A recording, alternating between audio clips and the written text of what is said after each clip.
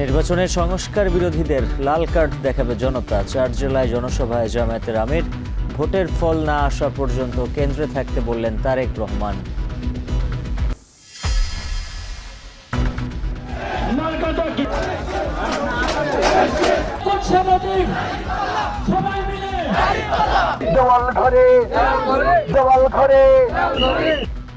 দিন থেকে রাত ভোটারের মন জয়ে মাঠে চষে বেড়াচ্ছেন বিদ্রোহী, স্বতন্ত্র সহ অন্য দলের প্রার্থীরা। আশ্বাস আর প্রতিশ্রুতির ফুলঝুরি। রাজধানীর সড়ক থেকে প্রতিনিয়ত বিদ্যুতের তার চুরি, বাড়ছে দুর্ঘটনার ঝুঁকি, নষ্ট কোটি টাকার সম্পদ। নিরাপত্তা জোরদারের তাগিদ। তীব্র তুষারঝড়ে বিপর্যস্ত যুক্তরাষ্ট্র, অন্তত 29 জনের মৃত্যু। কোথাও কোথাও বরফ জমেছে 2 ফুটের কাছাকাছি। 2 দিনে বাতিল 16,000-এর বেশি ফ্লাইট।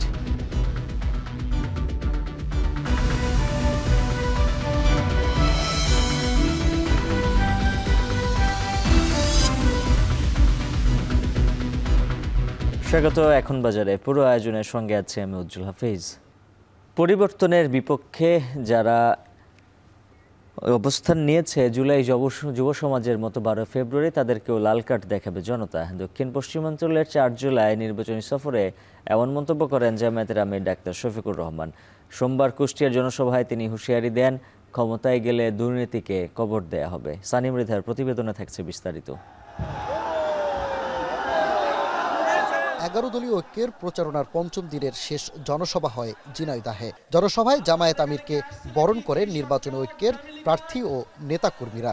প্রতীক আছে, 12 তারিখ ইনশাআল্লাহ। সমর্থকদের উচ্ছ্বাস ও স্লোগানে উত্তাল হয়ে ওঠে সমাবেশ স্থল। শুরুতেই দলের আমির তুলে ধরেন নানা প্রতিশ্রুতি। আল্লাহ যদি আমাদেরকে সুযোগ দেন তাহলে পর্যায়ক্রমে বাংলাদেশের প্রত্যেকটি জেলায় আমরা সরকারি মেডিকেল কলেজ গড়ে তুলব ইনশাআল্লাহ। জামায়াত আমির সন্ধ্যাটা কাটান চুয়াডাঙ্গার জনসভায়। বলেন, পরিবর্তনের বিপক্ষে যারা অবস্থান নিয়েছে 12 ফেব্রুয়ারি যুব সমাজের মতো তাদেরকেও লাল কার্ড দেখাবে সকলে। ফেসিবাদী চেহারা নিয়ে কেউ আমাদের সামনে আসে, 24-এর ফেসিবাদকে এদেশের সম্মিলিত জনগণ, বিশেষ করে যুব সমাজ যেভাবে লাল কার্ড দেখিয়েছে, 12 তারিখ সেই লাল কার্ড দেখিয়ে দেওয়া হবে। এদিন মেহেরপুরে নির্বাচনী জনসভায় বক্তব্য রাখেন জামায়াত আমির। সম্প্রতি জামায়াত সমর্থিত নারীদের উপর হামলার ঘটনা উল্লেখ করে তিনি বলেন, মায়ের জাতিকে যারা সম্মান দিতে জানে না তারা কপাল পোড়া। আমাদের স্পষ্ট বার্তা মা বোনদের প্রতি, যে জাতি তার মা বোনকে সম্মান করতে জানে, আল্লাহ তাআলা সেই জাতিকে সম্মানিত করেন। আমাদের মা বোনেরা গৃহে, রাস্তায় এবং কর্মস্থলে ইনশাআল্লাহ তারা শতভাগ সম্মান, মর্যাদা এবং নিরাপত্তার সাথে তারা থাকবেন এবং কাজ করবেন ইনশাআল্লাহ।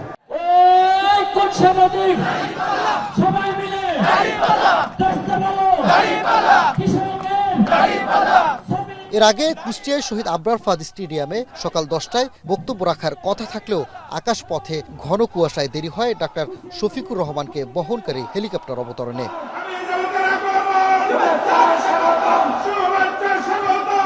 পরে বেলা 12টায় মঞ্চে ওঠেন জামায়াত আমির।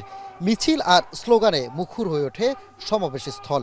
বলেন, ক্ষমতায় গেলে চিরতরে বন্ধ করা হবে দুর্নীতি। এছাড়া এই অঞ্চলে বন্ধ কলকারখানাও চালুর আশ্বাস দেন তিনি। যোগাযোগ উন্নত করা, 2 নম্বর হচ্ছে সিন্ডিকেট ভেঙে একদম চুরমার করে দেওয়া। মঙ্গলবার যশোর, সাতক্ষীরা, বাগেরহাট ও খুলনায় নির্বাচনী জনসভার মধ্য দিয়ে দক্ষিণ পশ্চিমাঞ্চলের 11 দলীয় ঐক্যের প্রচারণা শেষ করবেন তিনি। নির্বাচনী প্রচারণায় অংশ নেওয়ার পর থেকেই দুর্নীতিমুক্ত বাংলাদেশ, শিক্ষা, স্বাস্থ্যখাত উন্নতিকরণ সহ নানা বিষয়ে ভিন্ন ভিন্ন প্রতিশ্রুতি দিয়েছেন জামায়াতের আমির। তবে কুষ্টিয়ার শহীদ আবরার ফাদ স্টেডিয়ামের এই জনসভায় অংশ নেওয়ার পর নারীর অধিকার, নিরাপত্তা, কর্মসংস্থান বাড়ানো নিয়ে তার প্রতিশ্রুতি ছিল অভিন্ন। এখন দেখার বিষয় নির্বাচনী মাঠে তার এসব প্রতিশ্রুতিতে কতটা আস্থা রাখেন নারী ও সাধারণ ভোটাররা। সানি মৃধা, এখন কুষ্টিয়া। উত্তরাঞ্চলের নির্বাচনী প্রচারণা শেষ করে এবার দক্ষিণাঞ্চলে নির্বাচনী জনসভা করছে জামায়াত ইসলামী নেতৃত্বাধীন 11 দলীয় জোট। আজ যশোরে নির্বাচনী জনসভায় যোগ দেবেন জামায়াতের আমির ডাক্তার শফিকুর রহমান। এ নিয়ে আরও জানাতে যশোর কেন্দ্রীয় ঈদগাহ মাঠ থেকে যুক্ত আছেন রিপন হোসেন। রিপন, জানাবেন জামায়াত আমির কখন বক্তব্য রাখবেন আর জনসভা ঘিরে স্থানীয় নেতাকর্মীদের প্রত্যাশা কি? এবং যে আমির শেখ তিনি বক্তব্য রাখবেন 9:30টার দিকে সকাল। ইতিমধ্যে আমির যশোরে এসে পৌঁছেছেন, যশোরে রয়েছেন, অবস্থান করছেন। সকাল 9:30টার দিকে কিন্তু তিনি বক্তব্য রাখার কথা রয়েছেন। যারা নেতাকর্মী রয়েছেন তারা কিন্তু উচ্ছ্বসিত। তাদের নেতাকর্মী, তাদের যে দলীয় প্রধান তাকে দেখতে পাবেন কিছুক্ষণ পর, সে কারণে উচ্ছ্বসিত। যেমন সে অন্য একটি কারণ রয়েছে, যেটি দীর্ঘদিন পর নির্বাচন, সেই নির্বাচন হচ্ছে, সেই নির্বাচনে তারা অংশগ্রহণ করতে পারছে এমন কথা কিন্তু তারা প্রান্তিক। আমি দেখেছি অঞ্চল থেকে, গ্রামগুলোর থেকে এই চলে এসেছে যারা। যশোর থেকে জামায়াতের আমিরের জনসভার খবর জানাচ্ছিলেন রিপন হোসেন। শুধু ভোট দিলেই হবে না, ফলাফল ঘোষণা না হওয়া পর্যন্ত কেন্দ্রে অবস্থান করতে হবে নেতাকর্মী ও সাধারণ জনগণকে। নোয়াখালীর হাতিয়ার দ্বীপ সরকারি কলেজ মাঠে আয়োজিত জনসভায় ভার্চুয়ালি যুক্ত হয়ে আহ্বান জানান বিএনপি চেয়ারম্যান তারেক রহমান। এ সময় নোয়াখালী 6 আসনে বিএনপি প্রার্থীর পক্ষে ধানের শীষের প্রতীকে ভোট চান তারেক রহমান। বলেন, একটি গোষ্ঠী ষড়যন্ত্র করছে যাতে নির্বাচন বাধাগ্রস্ত হয়, এ ব্যাপারে সকলকে সচেতন থাকতে হবে। নেতাকর্মীদের উদ্দেশ্যে বিএনপি চেয়ারম্যান বলেন, শুধু ভোট দিলেই চলবে না, কেন্দ্রে থাকতে হবে। সমস্যার সমাধান করতে হলে ধানের শীষকে জয়ী করতে হবে। জনসভায় কেন্দ্র এবং জেলা বিএনপির নেতাকর্মীরা উপস্থিত ছিলেন। অন্য একটি গোষ্ঠী তারা আবার কিছু কিছু ষড়যন্ত্র করছে যেন নির্বাচন বাধাগ্রস্ত হয়। এই ব্যাপারে আপনাদের সকলকে সচেতন থাকতে হবে। 12 তারিখে ইনশাল্লাহ, 12 তারিখে এখানে যারা মুসলমান ভাই আছেন, আপনারা তাহাজ্জুদ পড়ে স্ব নির্বাচনী এলাকায় স্ব ভোট কেন্দ্রে গিয়ে ভোরে ফজরের জামাত ওখানে ভোট কেন্দ্রের সামনে আদায় করবেন। এবং যারা মুসলমান অন্য ধর্মের ভাই বোনেরা আছেন তাদেরকে সাথে নিয়ে যাবেন, যাতে করে সকাল সকাল সবাই ভোট কেন্দ্রের সামনে লাইন দিয়ে দাঁড়াতে পারে, যাতে ভোট দিতে পারেন, আপনারা সঠিকভাবে ভোট দিতে পারেন। এবং শুধু ভোট দিলেই চলবে না, ভোট দিয়ে চলে আসলে চলবে না, ভোট দিয়ে ওখানে থাকতে হবে, যাতে করে আপনার যে ভোটটা আপনি দিলেন এই ভোটের হিসাব কড়াই গন্ডায় বুঝে আনতে হবে। সরকার গঠন করলে বিএনপি ধীরে ধীরে একটার পর একটা আমরা এলাকার মানুষের সমস্যার ইনশাল্লাহ সমাধান করব। এদিকে আজ ময়মনসিংহে বিএনপির জনসভায় যোগ দেবেন দলের চেয়ারম্যান তারেক রহমান। নগরীর সার্কিট হাউস মাঠে এরই মধ্যে আসতে শুরু করেছেন নেতাকর্মীরা। প্রায় 22 বছর পর তারেক রহমানের আগমনে নেতাকর্মীদের মধ্যে বিরাজ করছে উচ্ছ্বাস, উদ্দীপনা। বিস্তারিত জানাতে যুক্ত আছেন ইমতিয়াজ আহমেদ। ইমতিয়াজ, কেমন দেখছেন সার্বিক প্রস্তুতি, আর তারেক রহমান কখন জনসভা স্থলে পৌঁছাবেন? দলীয় প্রধান দীর্ঘদিন পর ময়মনসিংহে আসছেন, নেতাকর্মীদের প্রত্যাশাগুলো কি?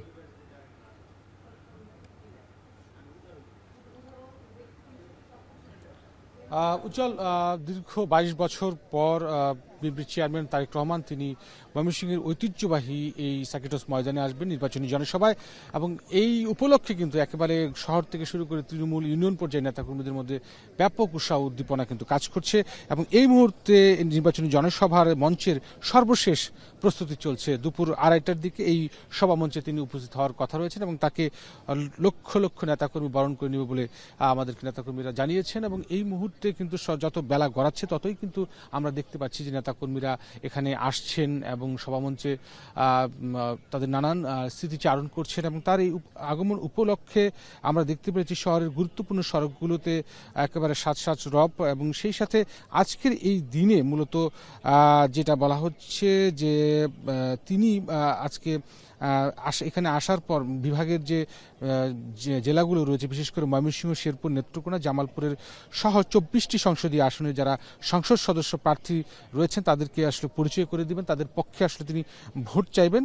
এবং গতকালকে এই নিয়ে একটি সংবাদ সম্মেলন হয়েছে। সেই সংবাদ সম্মেলনে বিভাগীয় বিএনপির সাংগঠনিক সম্পাদক শরীফুল আলম তিনি যে সর্বশেষ জানিয়েছেন 2004 সালে তারেক রহমান ময়মনসিংহের ইউনিয়ন প্রতিনিধি সভায় কিন্তু তিনি এসেছিলেন এবং তার 22 বছরের পর তার এই আগমন উপলক্ষে নেতাকর্মীরা যেটা বলছেন যে শহীদ প্রেসিডেন্ট জিয়াউর রহমান তার যে আদর্শ রেখে গেছেন এবং দেশনেত্রী বেগম খালেদা জিয়ার যে দিক নির্দেশনা রয়েছে সেটি বাস্তবায়নে তিনি আগামী নতুন বাংলাদেশ বিনির্মাণে তিনি কাজ করে যাবেন।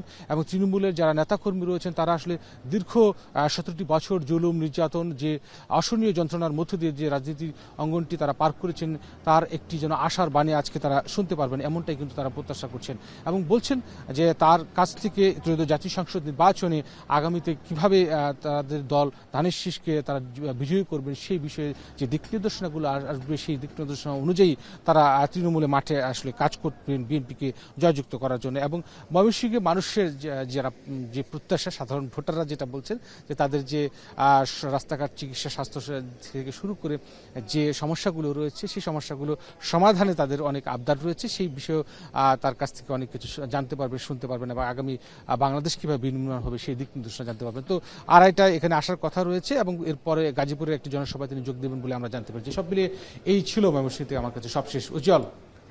তারেক রহমানের ময়মনসিংহ সফর নিয়ে বিস্তারিত জানাচ্ছিলেন সহকর্মী ইমতিয়াজ আহমেদ। জামায়াতকে ভোট দিলে সর্বনাশ হবে বলে মন্তব্য করেছেন বিএনপির মহাসচিব।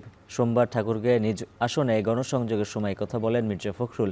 এছাড়া নিজ নিজ এলাকায় ছুটে বেড়াচ্ছেন দলটির হেভিওয়েট প্রার্থীরাও, দিচ্ছেন নানা আশ্বাস আর প্রতিশ্রুতি। বিস্তারিত প্রতিবেদনে। প্রচারণার পঞ্চম দিনে ঠাকুরগাঁওয়ে গণসংযোগ করেন বিএনপি মহাসচিব। এ সময় ধানের শীষে ভোট চেয়ে তিনি বলেন, ক্ষমতায় গেলে সরকারি চাকরিতে নিয়োগ বাণিজ্য বন্ধ করে দিবে বিএনপি। জামায়াতকে ভোট দিলে সর্বনাশ হবে বলেও মন্তব্য করেন তিনি। আমরা আমানত খেয়ালত করি না, আমাদের ভোট নেই, আমরা কাজ করার চেষ্টা করি। আমরা এই ভোট নিয়ে আমরা ঘুষ চাই না। কক্সবাজার 1 আসনের চকরিয়ায় জনসভায় সালাহ উদ্দিন আহমদ বলেন, শেখ হাসিনা 1 বছরে যে টাকা পাচার করেছেন তা দিয়ে বেকার ভাতা দেয়া সম্ভব। এর আগে সকালে জনসভায় তিনি মন্তব্য করেন, ধর্মের উসিলায় একটি দল ভোট চাচ্ছে। শেখ হাসিনা 1 বছরে যে পরিমাণ অর্থ পাচার করেছে সেই পরিমাণ অর্থ 1 বছরে আমাদের লাগে না। আমরা কেবল বেকার প্রজনন করব না, ভবিষ্যতে আমরা কর্মের হাত সৃষ্টি করব। জনগণের সামনে কোনো ষড়যন্ত্র টিকবে না বলে মন্তব্য করেন দিনাজপুর 6 আসনের বিএনপি প্রার্থী ডাক্তার AZM জাহিদ হোসেন। এ সময় তিনি প্রতিপক্ষের বিরুদ্ধে আচরণবিধি লঙ্ঘনের অভিযোগ আনেন। আমরা কোনো প্রার্থীর আমরা দেখছি যে এই 4টি উপজেলা এবং 3টি পৌরসভার মধ্যে তারা বেশ রং বেরঙে ফেস্টুন লাগিয়েছে এবং কথা ছিল পচনশীল দ্রব্য দিয়ে করতে হবে, কিন্তু এগুলো পচনশীল দ্রব্য দিয়ে করা নয়। বরিশাল 2 আসন উজিরপুর বানারীপাড়ায় গণসংযোগ করেন বিএনপি প্রার্থী সরফুদ্দিন সান্টু। এ সময় একটি দল ইলেকশনে অনিয়ম করার চেষ্টা করছে বলেও অভিযোগ করেন তিনি। খুলনা 2-এ নির্বাচনী প্রচারণায় বিএনপি প্রার্থী নজরুল ইসলাম মঞ্জু বলেন, জেলার শিল্পকে আবারও ফিরিয়ে আনা হবে। একটি সুন্দর খুলনা, সুন্দর পরিবেশ এবং একটি শিল্প বন্দর খুলনার হারানো গৌরব ফিরিয়ে আনা এবং তরুণ সমাজকে চাকরির নিশ্চয়তা প্রদান, তাদের ট্রেনিং দেওয়া, নানান ধরনের কাজ কর্মসূচি আমাদের আছে। ফেনীতে বিএনপির ভাইস চেয়ারম্যান আব্দুল আওয়াল মিন্টু প্রচারণার সময় বলেন, ক্ষমতায় গেলে স্বাস্থ্য, শিক্ষা, কৃষির উপর বেশি গুরুত্ব দেওয়া হবে। আমাকে একটা ভোট দিয়ে যদি আপনারা সুযোগ করে দেন তাহলে আমার বাপ মতো ভাইদের মতো আমিও আপনাদের সাথে সবসময় থাকবো ইনশাআল্লাহ। এদিকে নির্বাচন নিয়ে এখনো ষড়যন্ত্র হচ্ছে বলে দাবি রাঙামাটির বিএনপি প্রার্থী দীপেন দেওয়ানের। জয়ী হলে পার্বত্য অঞ্চলে পাহাড়ি বাঙালি সবার উন্নয়নে কাজ করার প্রতিশ্রুতি দেন তিনি। এদেশের প্রতিটি নাগরিকের একটা অধিকার আছে। নাজমুস সাকিব সামি, এখন। যারা সারা বছর এলাকায় থাকেনি তারা এখন টাকার বিনিময়ে ভোট কেনার চেষ্টা করছে বলে অভিযোগ করেছেন জামায়াতের মনোনীত প্রার্থী ও দলের সেক্রেটারি জেনারেল মিয়া গোলাম পরোয়ার। খুলনা 5 আসনের বিভিন্ন এলাকায় গণসংযোগ করেন তিনি। বিএনপির এক প্রার্থীকে ইঙ্গিত করে অবৈধ অর্থ বিতরণের অভিযোগ তুলে ভোটারদের সেই টাকা ফিরিয়ে দেওয়ার আহ্বান জানান মিয়া গোলাম পরোয়ার। এদিকে কক্সবাজারের মহেশখালীতে গণসংযোগ ও পথসভা করেন দলটির সহকারী সেক্রেটারি জেনারেল হামিদুর রহমান আজাদ। বলেন, মানুষ যাতে ভয়ভীতির ঊর্ধ্বে থেকে ভোট দিতে পারে সেজন্য প্রশাসনকে নিরপেক্ষ থাকতে হবে। অন্যদিকে চাঁপাইনবাবগঞ্জের শিবগঞ্জে জামায়াতের জনসভায় দাঁড়িপাল্লায় ভোট দেওয়ার আহ্বান জানান মোহাম্মদ নুরুল ইসলাম বুলবুল।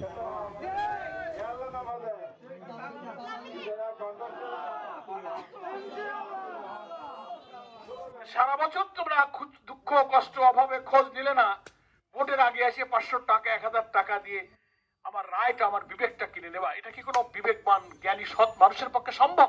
কোন ভোটারদের দিকে পাকা চোখ দেখাবেন না, রক্ত চক্ষু দেখাবেন না, হুমকি দেবেন না। আমরা হুমকিকে ভয় পরোয়া করি। দিনরাত এক করে ভোটের মাঠে চষে বেড়াচ্ছেন বিদ্রোহী, স্বতন্ত্র সহ অন্য দলের প্রার্থীরা। চলে একে অপরের বিরুদ্ধে পাল্টাপাল্টি অভিযোগ। তবে ভোটারের মন জয় দিচ্ছেন উন্নয়নের আশ্বাস আর প্রতিশ্রুতির ফুলছড়ি। নাজমুস সাকিব জানাবেন বাকিটা। জাতীয় সংসদ নির্বাচনের দিনক্ষণ যতই এগিয়ে আসছে ততই চলছে জোরে সোরে প্রচার, সঙ্গে উত্তাপও কম নয়। সোমবার প্রচারণার পঞ্চম দিনে সকালেই ঢাকা 18 আসনের আরিফুল ইসলাম আদিবের ওপর হামলার অভিযোগ ওঠে। অভিযোগের তীর বিএনপি নেতা দিদার মোল্লার দিকে। হামলার ঘটনায় 12 জন গুরুতর আহত হওয়ার দাবি করা হয় এনসিপির পক্ষ থেকে। এ ঘটনায় বিকেলে উত্তরায় এক প্রতিবাদ মিছিলের আয়োজন করে 11 দলীয় জোট। সেখানেও এক ব্যক্তির কাছে চাপাতি পায় দলটির সমর্থকরা। এই গণঅভ্যুত্থানের অন্যান্য নেতৃত্ব থেকে দমিয়ে দেওয়ার জন্য ওই শেখ হাসিনা ভারতে বসে যেভাবে ষড়যন্ত্র করছে, তেমনি ভাবে এই দেশের কিছু ফ্যাসিস্টরাও সেই শেখ হাসিনার সাথে তাল মিলিয়ে আমাদের উপর হামলা চালিয়ে যাচ্ছে। এদিন ঢাকা মেডিকেলের সামনে প্রচারণা চালান নাসির উদ্দিন পাটোয়ারি। এ সময় একই আসনের বিএনপি প্রার্থী মির্জা আব্বাসের বিরুদ্ধে গণ অভ্যুত্থানের পর রাজউকের প্লট ও ফ্ল্যাট নিয়ে দুর্নীতির অভিযোগ করেন তিনি। একই আসনের বিএনপি প্রার্থী মির্জা আব্বাস এক অনুষ্ঠানে অংশ নিয়ে তিনি বলেন, বিএনপি অন্য দলের মতো চাঁদাবাজি না করে কর্মসংস্থান সৃষ্টি করে। আমরা দেখতে পাচ্ছি জোর যার মূল্যক তার। সেই ক্ষেত্রে ইলেকশন কমিশন মাঠে লেভেল প্লেইং ফিল্ড রাখতে পারছে না। তারা এক দলের ক্ষেত্রে হলো অন্ধ এবং বধির হয়ে অপেক্ষা করছে, অন্য দলের প্রতি পর্যবেক্ষণ করছে। যারা নিজেরা চুরি করে, নিজেরা চাঁদাবাজি করে আর অন্যজনের দোষ দেয়, ওদের সঙ্গে শুধু আমি কথাটা বলতাম না, কিন্তু এই কথাটা তারা বলতে বলতে একবার পচায় ফেলছে। ঢাকা 1 আসনে দোহার নবাবগঞ্জে প্রচারণা চালান জামায়াত প্রার্থী নজরুল ইসলাম। প্রতিশ্রুতি দেন দুর্নীতির বিরুদ্ধে আগামী ঢাকা গড়ার। একই আসনে প্রচারণা চালিয়ে বিএনপি প্রার্থী আবু আশফাক জানান, তিনি নির্বাচিত হলে অবকাঠামোগত উন্নয়ন করবেন। নতুন প্রজন্মের প্রথম ভোটার যারা, তাদেরকে কর্মসংস্থানের ব্যবস্থা করা দরকার। তাদেরকে সত্যিকারের মানুষ হিসাবে গড়ে তোলার জন্য তাদের যে প্রযুক্তিতে তারা যে মেধাবী, সেই মেধাবীটাকে তাকে কাজে লাগানোর ব্যবস্থা করে দেওয়া প্রয়োজন। শিক্ষার মান উন্নয়নের পাশাপাশি কারিকুলাম চেঞ্জ করার পাশাপাশি শিক্ষকদের রেগুলার ট্রেনিংয়ের ব্যবস্থা করা এবং শিক্ষার যে উপায় উপকরণ, বিশেষ করে আইটি বেসড এবং ডিজিটালাইজড শিক্ষা ব্যবস্থা অত্যন্ত জরুরি। এদিন ঢাকা 14 আসনে প্রচারণা চালান বিএনপি প্রার্থী সানজিদা ইসলাম তুলি। এ সময় ভোটারদের দ্বারে দ্বারে গিয়ে ভোট চান তিনি। মাদক দূরীকরণ ও এলাকার যোগাযোগ ব্যবস্থার উন্নয়নের দেন প্রতিশ্রুতি। এছাড়াও স্বতন্ত্র প্রার্থীরা ভোটারদের দ্বারে দ্বারে যাচ্ছেন, দিচ্ছেন নানা প্রতিশ্রুতি। নাজমুস সাকিব, এখন ঢাকা। বিভিন্ন স্থানে জামায়াতের নারী কর্মীদের হেনস্থা ও মামলার অভিযোগ জানিয়ে ইসিকে কার্যকর ব্যবস্থা নেয়ার দাবি জানিয়েছে জামায়াত। একই সাথে বলা হয়, একটি বড় রাজনৈতিক দলের পক্ষ থেকে এসব করা হচ্ছে। অন্যদিকে ইসি সচিব জানান, লেভেল প্লেইং ফিল্ড আছে বলে এই প্রার্থীরা নির্বিঘ্নে প্রচারণা চালাতে পারছেন। এদিকে দেশে নিবন্ধন করা 7 লাখেরও বেশি ভোটারের পোস্টাল ব্যালটের কার্যক্রম শুরু হয়েছে। মিয়া আমিরুলের প্রতিবেদনে থাকছে বিস্তারিত। নির্বাচনী প্রচারণার পঞ্চম দিনে লিখিত অভিযোগ জানাতে ইসিতে জামায়াতের প্রতিনিধি দল। বিকেলে সিসির সাথে বৈঠকে সমসাময়িক বিভিন্ন বিষয়ে দলটির পক্ষ থেকে কমিশনকে অবহিত করা হয়। এ সময় অভিযোগ করা হয়, বিভিন্ন স্থানে প্রচারণার সময় হেনস্থা ও হামলার শিকার হচ্ছেন জামায়াতের নারী কর্মীরা। একটি দলের পক্ষ থেকে এসব করা হচ্ছে জানিয়ে ইসির কার্যকর পদক্ষেপ নেওয়ার দাবি জানানো হয়। দেশের বিভিন্ন জায়গাতে তাদের উপর হামলা হচ্ছে, তাদেরকে নাজেহাল করা হচ্ছে, তাদেরকে অপদস্থ করা হচ্ছে এবং কোনো কোনো জায়গাতে খুবই লজ্জাজনকভাবে তাদের নেকাব পরিহিত অবস্থায় থাকলে তাদের নেকাব খোলার জন্য বলা হচ্ছে। তাদের অনেকের হাত থেকে মোবাইল ছিনিয়ে নেওয়া হচ্ছে। ঢাকা 15 সহ ঢাকার বিভিন্ন আসনগুলোতে, দেশের বিভিন্ন এলাকাগুলোতে এই ঘটনাগুলো পরপর ঘটে যাচ্ছে। আজকেও এই ধরনের ঘটনা কয়েকটি জায়গাতে ঘটেছে। তো আমরা ওনাদেরকে অনুরোধ করেছি যে এই সমস্ত বিষয়ে একটা বড় উদ্বেগ কাজ করছে। এদিকে সিইসির সাথে সাক্ষাৎ শেষে এনসিপি নেতা হাসনাত আব্দুল্লাহ বলেন, নির্বাচনে আচরণবিধি লঙ্ঘন, বিভিন্ন আসনে এনসিপির প্রার্থীদের উপর হামলার ঘটনা নির্বাচন ঘিরে দমন প্রেরণের বার্তা দেয়। প্রতিপক্ষের নির্বাচনী কার্যক্রমকে, প্রচার কার্যক্রমকে এভাবে আক্রমণ করার যে প্রবণতা, সেটি আসলে কতটা নির্বাচন দিন পর্যন্ত কতটা অংশগ্রহণমূলক নির্বাচন পরিচালিত হবে, সেটি নির্বাচন কমিশনের জন্য একটি চ্যালেঞ্জ বলেই আমরা মনে করছি। এর আগে দুপুরে সমসাময়িক পরিস্থিতি নিয়ে ব্রিফ করেন কমিশনার আব্দুর রহমান এল মাসুদ। জানান, ঋণ খেলাপি, দ্বৈত নাগরিকত্ব সহ কোনো বিষয়ে কেউ তথ্য গোপন করে থাকলে ভোটের পর প্রমাণিত হলে ব্যবস্থা নেবে নির্বাচন কমিশন। কেউ যদি ঋণ খেলাপি বা অন্য কোনো অযোগ্যতা থাকা সত্ত্বেও নির্বাচনে পাশ করে যায়, তাহলে নির্বাচনের পরে নির্বাচন কমিশন স্বউদ্যোগে অথবা কোনো সংবাদের ভিত্তিতে তার বিরুদ্ধে ব্যবস্থা গ্রহণ করতে পারবে। ডুয়েল সিটিজেনের ব্যাপারে বা যে কোনো অযোগ্যতার ব্যাপারে যদি উনি ভুল তথ্য দেন এবং পরবর্তীকালে যদি এই ভুল তথ্যটা ধরা পড়ে, তাহলে ওনাকে বা ওনার বিরুদ্ধে নির্বাচন কমিশন ব্যবস্থা গ্রহণ করতে পারবে এবং তার মেম্বারশিপ বা তার পার্লামেন্টের মেম্বারশিপ বাতিল করতে পারবে। আর নির্বাচনের লেভেল প্লেইং ফিল্ড আছে বলেই প্রার্থীরা প্রচারণা করতে পারছে বলে দাবি করেন ইসি সচিব। ইন কান্ট্রি পোস্টাল ভোটের ব্যালট পেপার আজকে থেকে ডিস্ট্রিবিউশন শুরু হয়েছে, যে বিভিন্ন জায়গায়, যে দেশের ভিতরে যারা 3টা ক্যাটাগরির ভোটাররা যেটা পাবেন ব্যালট, সেটা হচ্ছে যে একটা সরকারি চাকরিজীবী, একটা যারা আপনার ভোট ব্যবস্থার সাথে জড়িত আছেন তারা, আর যারা আইনি হেফাজতে আছেন, এদের ব্যালট আজকে থেকে ডিস্ট্রিবিউশন শুরু হয়েছে। গণভোট এবং জাতীয় সংসদ নির্বাচন এর ভোট গণনা কনকারেন্টলি হবে, পাশাপাশি হবে, যাতে একটা ভোট হয়ে গেল আমি জিতে গেলাম বা হেরে গেলাম এই নিয়ে আর বা ইত্যাদি এই জিনিসগুলো যেন না হয়। বিদেশে যদি আচরণবিধি লঙ্ঘন করেন তাহলে সেটা ব্যক্তি পর্যায়ের। সচিব জানান, দেশের অভ্যন্তরে নিবন্ধন করা 7 লাখের বেশি ভোটারের পোস্টাল ব্যালট কার্যক্রম শুরু হচ্ছে আজ। ত্রুটিমুক্ত রাখার জন্য এই জায়গাটা একটু সময় বেশি লাগবে। মিয়া আমিরুল, এখন, ঢাকা। নির্বাচন ঘিরে বরগুনার রাজনীতির মাঠ এখন বেশ সরগরম। সমুদ্র উপকূলীয় এ জেলায় ভোটের হাওয়া বইছে জোরে সোরে।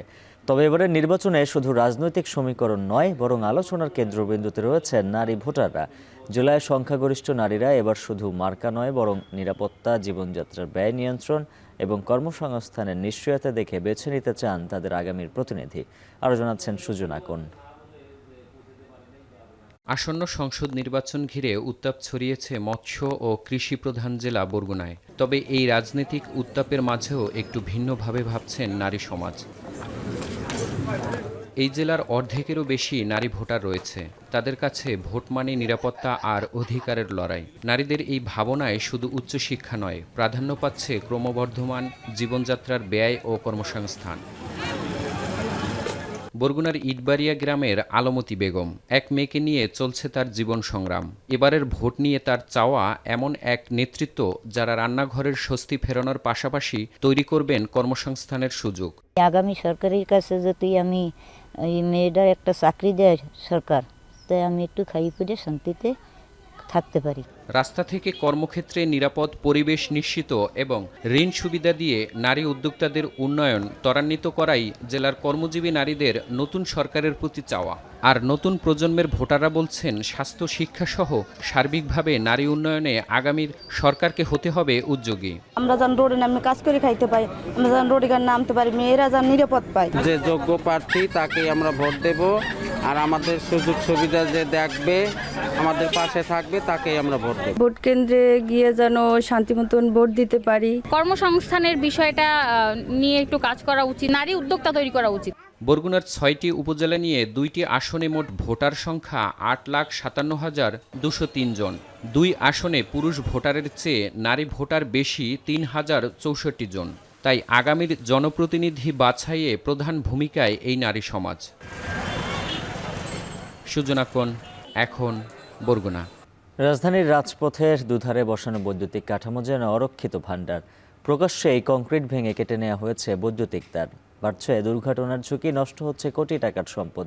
বারবার অভিযোগ করেও কোনো সুরাহা পায়নি খোদ সিটি কর্পোরেশন। এমন অবস্থায় সামাজিক মূল্যবোধ আর নিরাপত্তার কড়াকড়িই পারে সমাধান আনতে বলছেন সংশ্লিষ্টরা। আরও জানাচ্ছেন আতিক মেজবালগ্ন।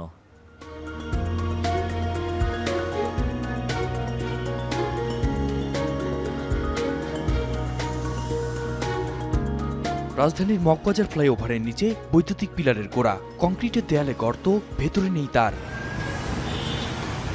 আইনের তোয়াক্কা না করে প্রকাশ্যে চলে চুরি, যাতে স্পষ্ট নজরদারির অভাব। এভাবেই চলতে লক্ষ্যবস্তুতে পরিণত হচ্ছে এই ফ্লাইওভারের বৈদ্যুতিক অবকাঠামো।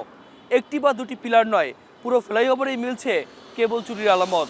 এর ফলে একদিকে যেমন ক্ষতিগ্রস্ত হচ্ছে আলোকায়ন ব্যবস্থা, ঠিক তেমনি ঝুঁকিতে পড়ছে পথচারীরা। শুধু এই মগবাজার ফ্লাইওভার নয়, রাজধানীর গুরুত্বপূর্ণ বেশিরভাগ সড়ক ও ব্রিজের নিচে নিয়মিত চুরি যাচ্ছে বৈদ্যুতিক তার ও যন্ত্রাংশ। চুরির ঝুঁকিতে থাকা বিভিন্ন এলাকা ও ফ্লাইওভারের মধ্যে রয়েছে মিরপুরের বিভিন্ন সেকশন, আগারগাঁও প্রশাসনিক এলাকা ও পরিকল্পনা কমিশন সড়ক। বিজয় সরণি থেকে মানিক মিয়া এভিনিউ, কারওয়ান বাজার থেকে এফডিসি মোড়ে নিয়ম করেই চুরি হচ্ছে নিরাপত্তা সরঞ্জাম। বাদ যায়নি ঢাকা দক্ষিণের হানিফ ফ্লাইওভার। সরকারিভাবে যখনই লাগাচ্ছে বা লাট যখনই লাগায়, হাতুল কোড়াল নিয়ে আসছেও ওইটা খুঁজছে বা ওইটা কেটে নিয়ে যায়। দেখে রাস্তাঘাটে মানুষ দেখলেও তারা কিছু বলে না। মনে করো আমার সামনে একটা জিনিস চুরি করতেছে, আমি কিছু বলতেছি না। যখন দেখে যে জনগণ নাই বা অন্য কেউ নাই, তখন ওরা টাকার অভাবে এগুলা ল্যাম্পপোস্ট থেকে লাইট চুরি করে, আরো বিভিন্ন পার্সপাতি চুরি করে ওনারা বিক্রি করে নেশা খায়। সিটি কর্পোরেশনের তথ্য বলছে, প্রতি বছর গড়ে অর্ধ কোটি টাকার লোকসান হয় যন্ত্রাংশ পুনঃস্থাপনে। থানায় ডায়েরি করেও সমাধান না পাওয়ার অভিযোগ কর্মকর্তাদের।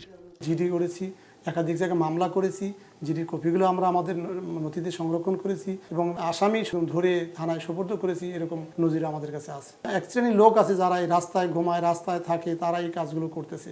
ওদেরকে খুব বেশি আইনের আওতায় এনে ওদেরকে এইটাকে ইয়ের মধ্যে আনা, একটা ফ্রেমের মধ্যে আনাও এটা ডিফিকাল্ট হয়ে গেছে।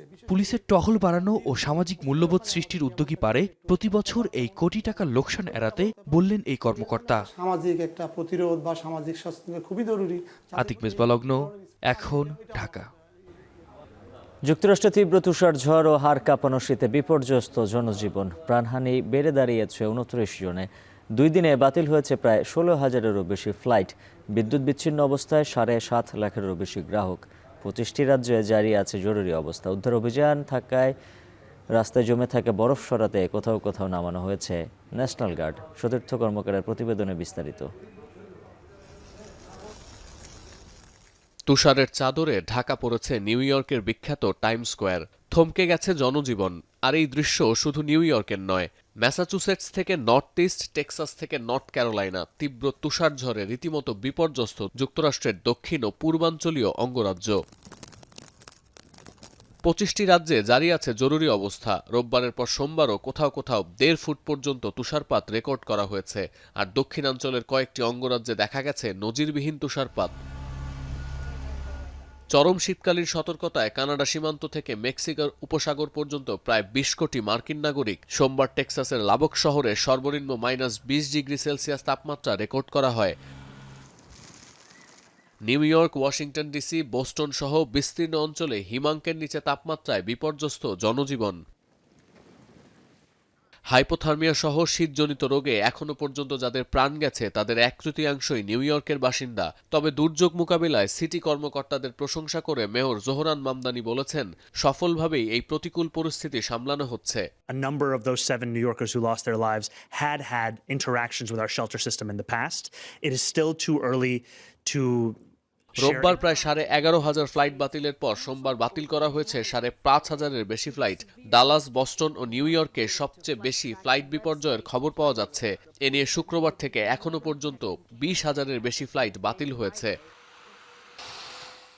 টেনেসি, মিসিসিপি, লুইজিয়ানা, টেক্সাস ছাড়াও বেশ কয়েকটি অঙ্গরাজ্যে বিদ্যুৎ সংযোগ বিচ্ছিন্ন হয়েছে 7.5 লাখের বেশি গ্রাহকের। আকাশ, রেল ও সড়ক পথে যোগাযোগ বিচ্ছিন্ন হওয়ায় বাড়ছে ভোগান্তি। রাস্তায় জমে থাকা বরফ সরাতে স্থানীয়দের পাশাপাশি কাজ করছে ন্যাশনাল গার্ড ও ইমার্জেন্সি ম্যানেজমেন্টের কর্মকর্তারা। সোমবার সকাল থেকে তুষারপাত কিছুটা কমলেও আগামী সপ্তাহান্তে আরও একটি তুষারঝড় আঘাত হানার পূর্বাভাস দিচ্ছে মার্কিন আবহাওয়া দপ্তর। এছাড়া দক্ষিণাঞ্চলে নামতে পারে বিপজ্জনক শিলাবৃষ্টি। সতীর্থ কর্মকার, এখন, বিশ্ব। দ্বিতীয় শীতকালীন ঝড়ে বিপর্যস্ত জার্মানি সহ উত্তর ইউরোপের বিস্তীর্ণ অঞ্চল। ভারী তুষারপাতের পূর্বাভাস দিয়েছে আবহাওয়া সংস্থাগুলো। এমন অবস্থায় বিদ্যুৎ ও পরিবহন ব্যবস্থা নিয়ে বিপাকে ইউরোপের বাসিন্দারা। জার্মানির বেশ কয়েকটি শহরে সড়কে বরফ জমেছে কয়েক ফুট উচ্চতার। এদিকে ভারী তুষারপাতে গেল 1 দশকের মধ্যে প্রথমবারের মতো জমে গেছে ইউরোপের বৃহত্তম মিঠা পানির হাঙ্গেরির বালাটন হ্রদ। তানভীর জনের প্রতিবেদনে বিস্তারিত। জানুয়ারি মাস জুড়ে শীতকালীন ঝড়ের মুখে বিপর্যয়ে পড়েছে ইউরোপের বাসিন্দারা। হাঙ্গেরিতে চলতি মাসের তাপমাত্রা গেল 15 বছরের মধ্যে সর্বনিম্ন। এর মধ্যে দেশটিতে জ্বালানি সংকট পরিস্থিতিকে আরও জটিল করে তুলেছে। হাঙ্গেরির বালাটন হ্রদ মধ্য ইউরোপের বৃহত্তম মিঠাপানির হ্রদের একটি। তীব্র ঠান্ডা ও তুষারপাতে জমে গেছে হ্রদটি, বরফ ছেয়ে আছে গোটা হ্রদে। যা গত 1 দশকের মধ্যে প্রথমবারের মতো এই ঘটনা ঘটেছে। এই হ্রদের ওপর বরফের পুরুত্ব প্রায় 3 থেকে 4 ইঞ্চি পর্যন্ত। এর মধ্য দিয়ে চলছে ফেরি। বাসিন্দারা ভিড় করছেন বিরল শীতকালীন দৃশ্য দেখার জন্য। তবে হাঙ্গেরির বাসিন্দাদের কাছে বরফ জমা এই হ্রদ হয়ে উঠেছে বিনোদনের মাধ্যম। বরফ আচ্ছাদিত এই বালাটন হ্রদ দেখতে ভিড় জমাচ্ছেন অনেকে। কেউ কেউ হ্রদের উপরই করছেন স্কেটিং।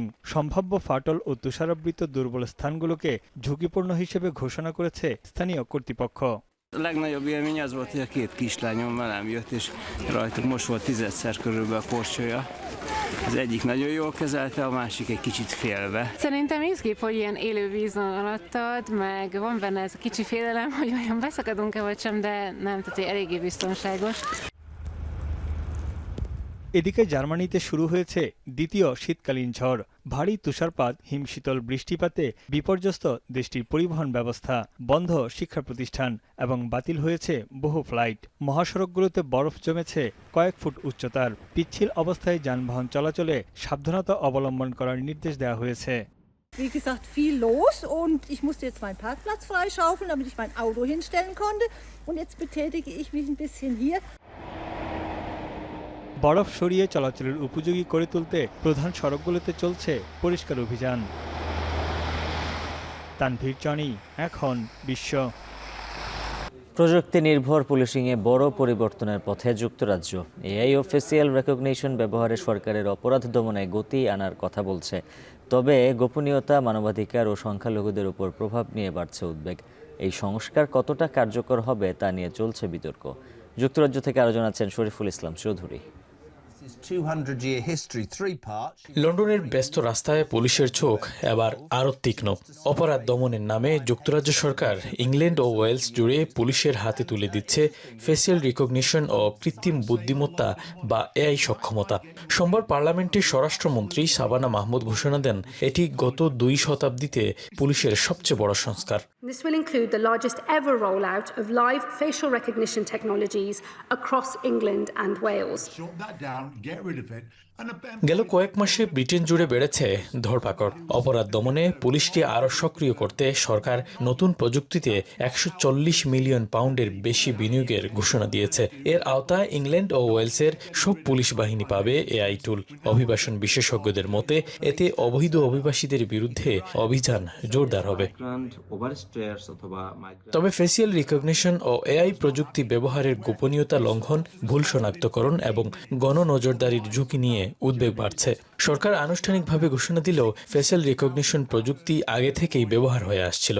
গত 1 বছরে এ প্রযুক্তির সহায়তায় মেট পুলিশ প্রায় 960 জন অপরাধীকে আটক করে। ইংল্যান্ড ও ওয়েলসের পুলিশের আকার কমিয়ে ন্যাশনাল পুলিশ সার্ভিস গঠন, 13,000 নতুন নেবারহুড অফিসার নিয়োগ ও পুলিশের লাইসেন্স টু প্র্যাকটিসের পরিকল্পনা নিয়েছে যুক্তরাজ্য সরকার। শরীফুল ইসলাম চৌধুরী, এখন লন্ডন। মার্চে এশিয়ান কাপ বাছাই পর্বে সিঙ্গাপুরের বিপক্ষে ম্যাচের আগে ভিয়েতনামের সঙ্গে প্রস্তুতি ম্যাচ খেলবে বাংলাদেশ। শুধু মার্চের উইন্ডোই নয়, জুনে প্রতিপক্ষ খুঁজতে এরই মধ্যে ওশেনিয়া এবং মধ্য এশিয়ার মধ্যে 12টি দেশকে চিঠি দিয়েছে ফেডারেশন। এমনটাই জানিয়েছেন সহসভাপতি ফাহাদ করিম। এছাড়া জুনে বাংলাদেশ ক্যাম্পে যোগ দিতে পারেন দীর্ঘদিন ধরে আলোচনায় থাকা সুলিভান ব্রাদার্স। শরীফ রোশন জানাচ্ছেন বিস্তারিত। এশিয়ান কাপের মূল পর্বের টিকিট কাটতে না পারলেও মাঠে দারুণ একটা বছর কেটেছে বাংলাদেশের। হামজা চৌধুরী, সমিত সোমের অন্তর্ভুক্তিতে মাঠে ফিরেছে দর্শক, র্যাঙ্কিংয়ে লেগেছে উন্নতির ছোঁয়া। তবে চলতি বছর বিগত সময়ের অর্জন ছাপিয়ে নতুন এক রেকর্ড গড়ার প্রত্যয় দেশের ফুটবলারদের। এর জন্য এশিয়ান কাপ, সাফের টুর্নামেন্ট ছাড়াও ফিফা উইন্ডোতে মাঠে খেলা রাখার পরিকল্পনা রয়েছে ফেডারেশনের। শুধু ম্যাচ খেলায় লক্ষ্য নয়, দলের উন্নয়নে বাংলাদেশের থেকে র্যাঙ্কিংয়ে উন্নত প্রতিপক্ষের খোঁজ ফেডারেশনের। মার্চের শেষে এশিয়ান কাপ বাছাই পর্বে সিঙ্গাপুরের বিপক্ষে ম্যাচের আগে ভিয়েতনামকেই তাই বেছে নিয়েছে বাংলাদেশ। 26 তারিখে খেলা এই শর্ট যে ক্যাম্পটা ভিয়েতনামে করা যায় কিনা সেই ব্যাপারে তারা জানতে চেয়েছে। অ্যাকর্ডিংলি ফেডারেশন থেকে আপনার ভিয়েতনামকে আমরা চিঠি দিয়েছি যে ক্যাম্প করার খরচ এবং যেখান থেকে খেলা হবে ওইটার আশেপাশে কোনো ক্যাম্প আছে নাকি অ্যান্ড প্র্যাকটিস গ্রাউন্ডের কী অবস্থা আমরা জানতে চেয়েছি। ওই তথ্যগুলি আমরা এখনো পাইনি। সো ওই তথ্যগুলো যখন আসবে তখন এই টেকনিক্যাল টিমের সাথে শেয়ার করা হবে যে ভিয়েতনামের অপশন এটা আর ঢাকার option, whichever they agree we will go for it. এদিকে আগে ভাগেই বছরের দ্বিতীয় উইন্ডো নিয়েও পরিকল্পনা শুরু করেছে বাফুফে। ওশেনিয়া এবং মধ্য এশিয়ার 12টি দেশকে এরই মধ্যে চিঠিও দিয়েছে ফেডারেশন। ইতিবাচক বার্তাও পেয়েছে কয়েকটি দেশের পক্ষ থেকে। সেপ্টেম্বর অক্টোবরে অনুষ্ঠেয় সাফ চ্যাম্পিয়নশিপের জন্য হামজা চৌধুরী, ফামিদুল ইসলামদের মতো বাংলাদেশি বংশোদ্ভূত খেলোয়াড়দের নিয়ে শক্তিশালী দল গড়তে সুলিভান ব্রাদার্সকে ক্যাম্পে ডাকার ব্যাপারে আশাবাদী বাফুফের এই সহ-সভাপতির। এখন পর্যন্ত আমরা প্রাইমারি ডিসকাশন শুরু হয়েছে আমাদের ফিজির সাথে। ফিজি মোটামুটি পজিটিভ ভাবে আগাচ্ছে এবং কিরগিজস্তান টিমস কমিটি এবং টেকনিক্যাল টিমের একটা খুব স্ট্রং প্রেফারেন্স থাকে কোন দেশের সাথে খেলবে, হোম খেলবে না অ্যাওয়ে খেলবে। So then they will decide. জাতীয় দলের পাশাপাশি বয়সভিত্তিক দলের সাফ অনূর্ধ্ব 20 দলেও বংশোদ্ভূত খেলোয়াড়দের দলে রাখার পরিকল্পনার কথা জানিয়েছেন ফাহাদ করিম। শরীফ রওশন, এখন, ঢাকা। শেষ করবো এখন বাজার, তার আগে শিরোনামগুলো জানিয়ে দিচ্ছে আরও একবার। নির্বাচনে সংস্কার বিরোধীদের লাল কার্ড দেখাবে জনতা। 4 জেলায় জনসভায় জামায়াত আমির। ভোটের ফল না আসা পর্যন্ত কেন্দ্রে থাকতে বললেন তারেক রহমান।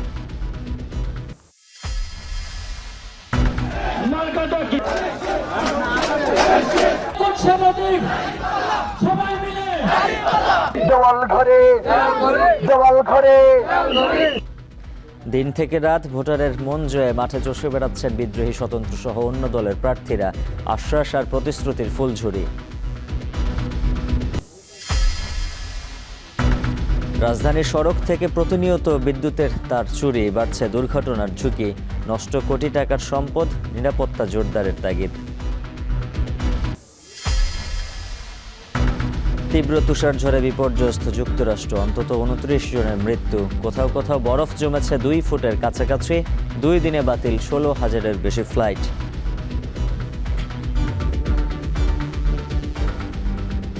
আর এই ছিল এখন বাজারের আয়োজন। এখন টেলিভিশন ওয়েবসাইটে দেখুন এখন.tv, ফেসবুকে দেখুন facebook.com/tv.এখন, সরাসরি ইউটিউবে দেখুন youtube.com/c/echontv।